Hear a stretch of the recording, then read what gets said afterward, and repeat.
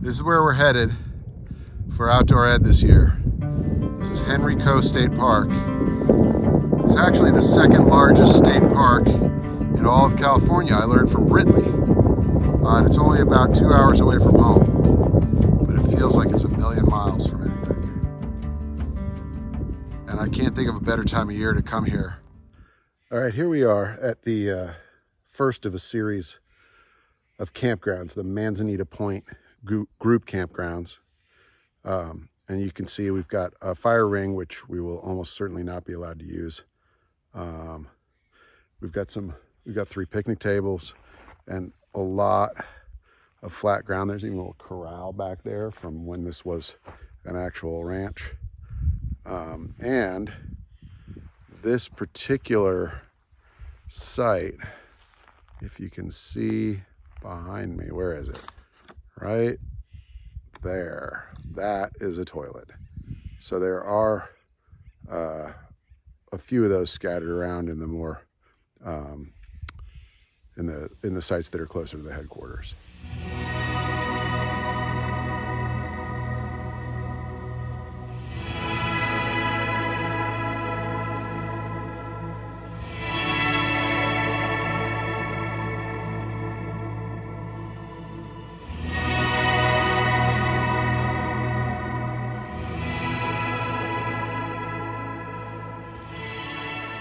All right, well, here we are, just a little further down the road from that lovely bathroom on Manzanita Point Road. And you'll see Bass Pond behind me there. Not necessarily water you'd want to drink or swim in, but it's great to see the park alive and healthy. I would bet a lot of money that that pond has been dry for many years, but here it is back and full.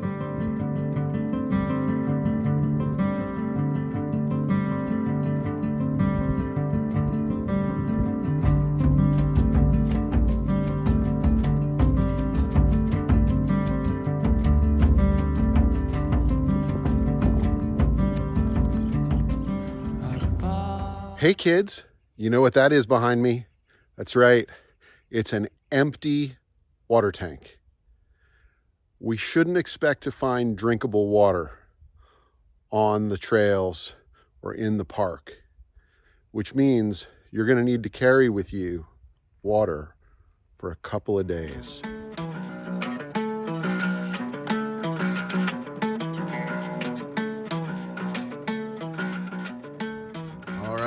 Kids, you know what this bad boy is. It's poison oak. And it's just starting to leaf out here after a winter of dormancy. You can see those shiny green leaves with a little red on top. So we're gonna need to be on the lookout for that. It's particularly oily right now, so we want to avoid it at all costs. Stay on the trails, please.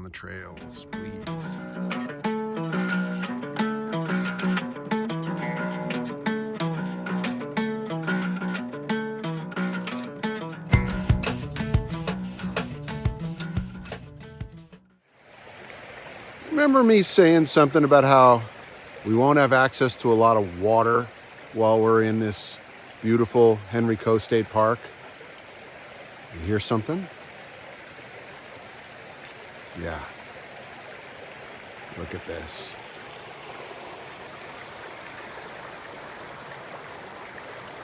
Mother Nature has filled the streams with crystal clear, delicious water.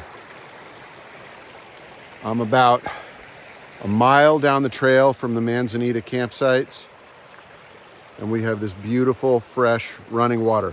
It has to be filtered and treated for us to drink it safely, but we can absolutely do that. Y'all know what this is, right? Now, normally we don't pick much in a state park like this. Leave no trace. But this is miner's lettuce. And it's edible. And it only lasts for a couple weeks in the springtime. So I'm gonna make myself a little salad for lunch.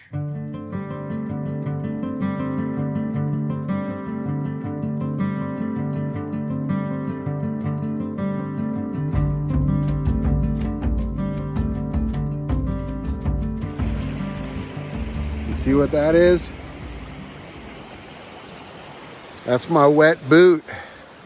Had to do a little creek crossing back here.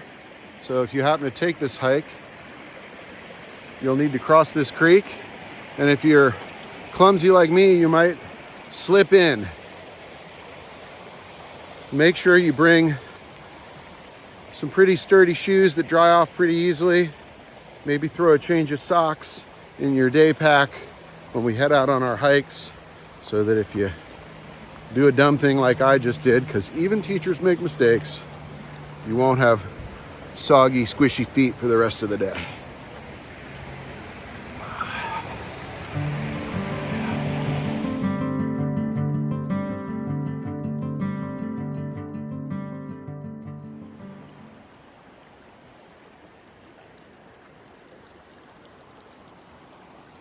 All right, you thought I was kidding about creek crossings.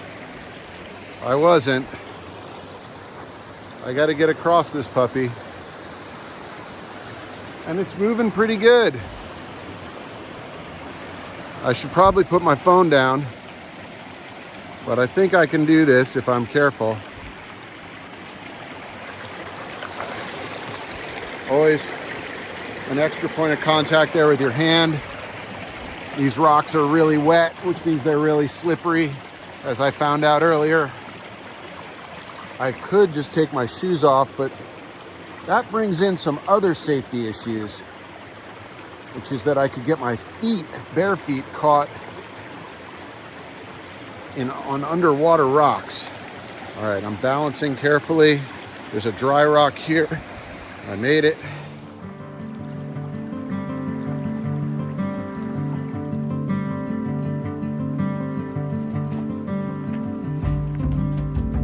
Well, folks, I'm coming to the end of this hike, and you know what I am?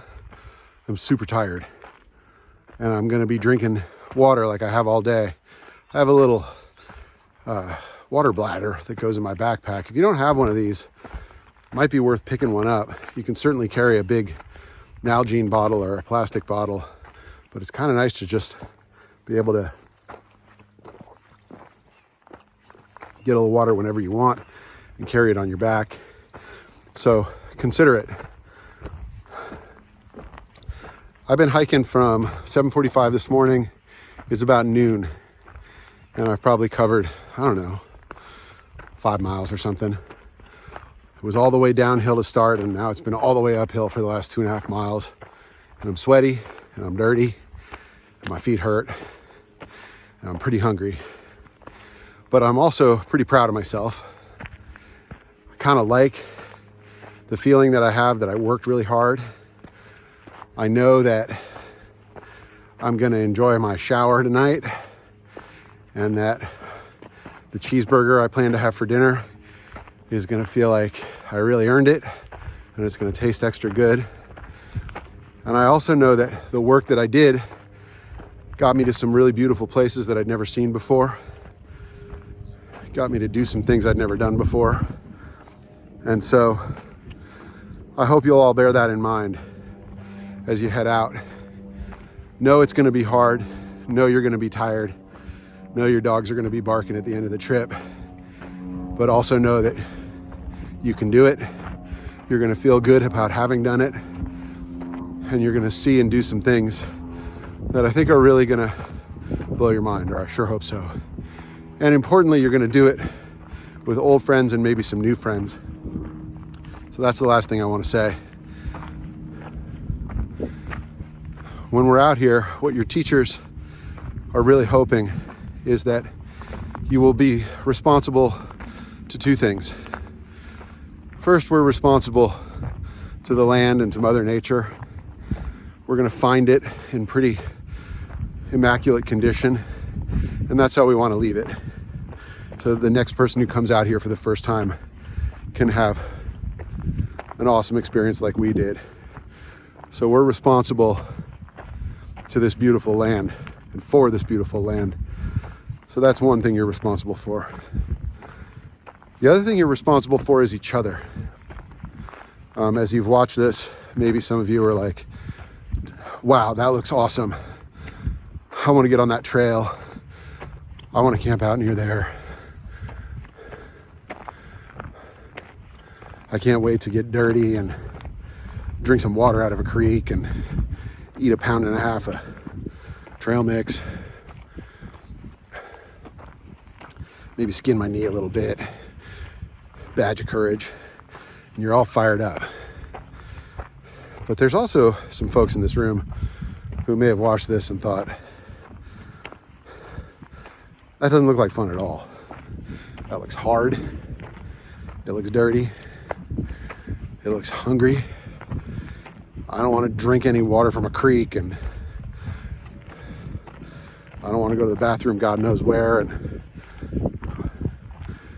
I'm more afraid of wild animals than I am excited to see them. And when I see those wildflowers, I think about the creepy crawly insects that are underneath them. And those kids, either openly or privately, are freaking out right now. So that brings me back to responsible for each other, which is to say, if you're in that first group, if you're a kid who felt like that description fit you, you're not doing this alone. You're doing it with that second kid too. And just as we're responsible for the land, we're responsible for one another's experience in it. So I hope that you will bear that in mind as we head out on this trip very soon. I can't wait.